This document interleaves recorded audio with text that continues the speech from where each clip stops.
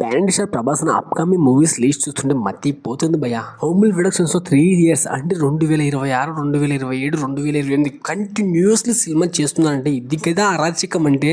ఇదెక్కడి మాసురా మామా అనేటట్టుగా అనిపించింది భయ్య ఈ మూవీ లిస్ట్ చూస్తుంటే. అదే విధంగా ప్రభాస్ రెమ్యూనరేషన్ చూస్తుంటే 575 crores అంటే మామూలు విషయమా, అరాచకం. ఇంకా ప్రభాస్ అన్న మూవీ డైరెక్టర్ తెలుసు కదా, ఒకరు లోకేష్ కనగరాజ్ గారు, ఇంకొకరు ప్రశాంత్ వర్మ, ఇంకొకరు ప్రశాంత్ నీల్ గారు. సో ఈ సినిమాలు మొత్తం మెంటల్ మాసెస్, మామూలు మాసెస్ కాదు. అదే విధంగా స్పిరిట్ మూవీ వస్తుంది భయ. స్పిరిట్ కోసం మామూలుగా ఉండదు, ర్యాంపేజ్ అంటే వేరే లెవెల్. ప్రశాంత్ వర్మ యూనివర్సిటీలో సినిమా రాబోతుంది బ్రహ్మ రాక్షస. ఇక్కడ ఉంటుంది ఒక ఎలివేషన్ సీన్ అంట ఉంటుంది భయ. అసలు ప్రభాస్ అన్నని చూపించారంట full negative roles.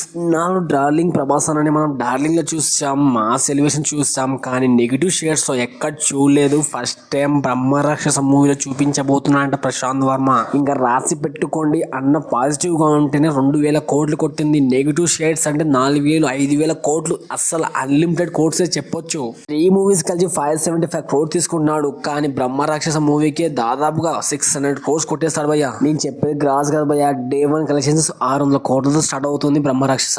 So Prabhas fans like చేసుకోండి, అలాగే మన ఛానల్ ప్రభాస్ ఫ్యాన్స్ ఖచ్చితంగా సబ్స్క్రైబ్ చేసుకోండి బాయ్.